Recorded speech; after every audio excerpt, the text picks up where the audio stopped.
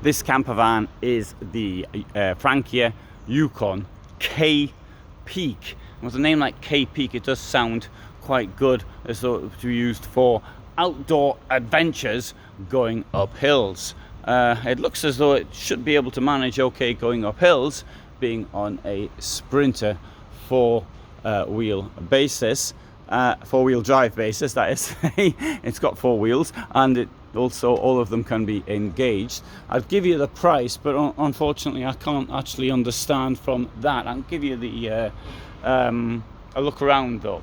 I'm going to suspect that something like this, you won't get much change out of 200,000 euros.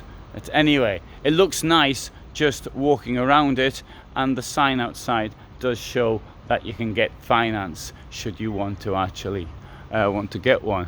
Now, I think Frankia motorhomes are brilliant. In fact, I say to people, you know, don't buy a new Pilot or whatever, get a used Frankia, for example. But oh, there you go. We've got the information up now, but we still haven't got a price on it. So never mind.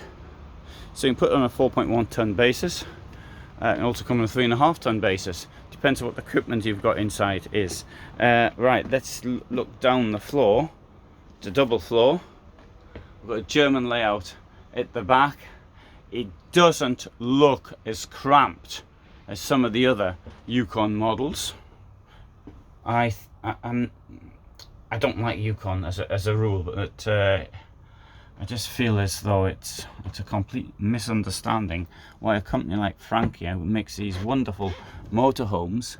Sorry, the liners, I should say, because the motorhomes are some of them a bit iffy. But the camper vans have not been very good, in my opinion. Anyway, this one here looks quite good though, and there's the bed. This part here will also actually lift up, but I'm not going to try it just in case it comes off in my hand. And oh, I don't like that banging. No, it's going to bang on there all the time. Anyway, so there's your wardrobe. Whilst I'm down here, I can show you what else we've got. We've got a step in the step, and there's a drawer. In fact, it's a really big one. It's a really deep one. It goes back for a long way there, and this thing here comes up and down, and it's broken. Yeah, look at that. Hinges come off. I do appreciate you get a lot of vandals in here, mainly me, but that's not good. Anyway, fridge down here. There's the fridge, and up here, bit of storage as well. This can come with a 300 ampere hour battery. The door opens the right way, that's good. I think the door to the washroom should open to the bed, that's my opinion. People may say, well, you're at the front more often. That's true, but it's at night you get up and you're half asleep anyway. Right, this washroom there, that's good. Mirror's good. The sink, I have my doubts. And this is why I have my doubts. Let's see if it works. It's broken. No, I could tell that because of the angle it's at. It's been broken. It's obviously been broken by somebody who's come in here. It hasn't been broken by the Frankia staff, but no. And I suspect that the toilet also. Oh no, sorry, the toilet is in a fixed position, so it's not. That's not a problem. That's good, but this shouldn't be like that. You can't use the toilet now. Okay, so if you want to urinate, you're gonna have to urinate in the sink. You know what? My wife is so much of a slob that when I go to urinate in the sink, she still leaves the washing up in there. So I'll have to practice that joke a bit more. I think I did the timing wrong on it. Anyway, yeah, so I think the shower, that's great, but that sink is definitely a misunderstanding. Solution: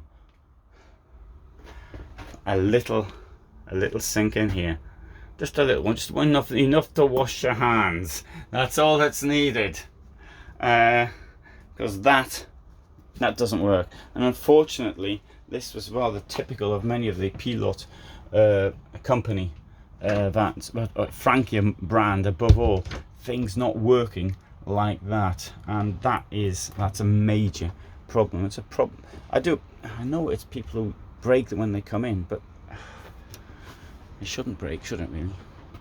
Anyway, let's have a look up here. There's your tent in the roof, and you can't see very well, can you, because it's too dark. Anyway, right.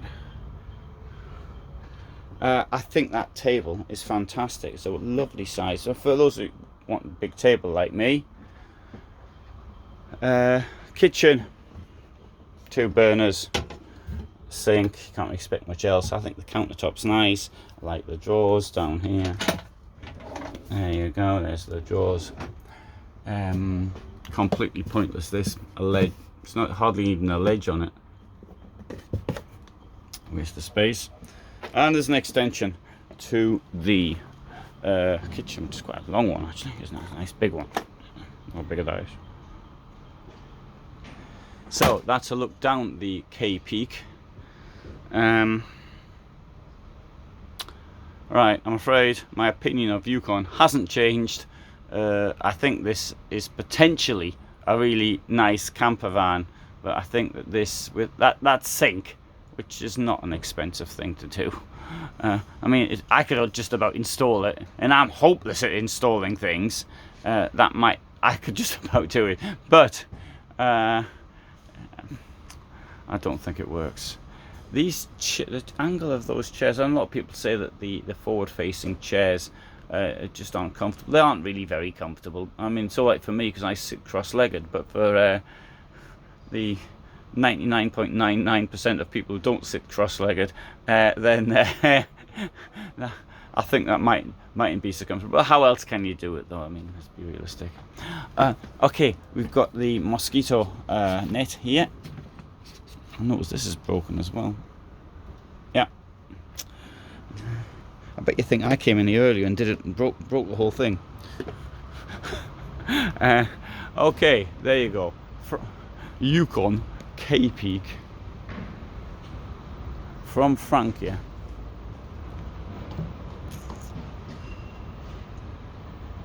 Thanks for watching. I hope you found that interesting. I've covered every single I think I'm not going to exaggerate now, but I think on this, from the Pilot group, I've covered every single vehicle. Maybe not this year, but sometime in the past, so you can see everything which is here. For the moment, all the best from me in Düsseldorf, Germany.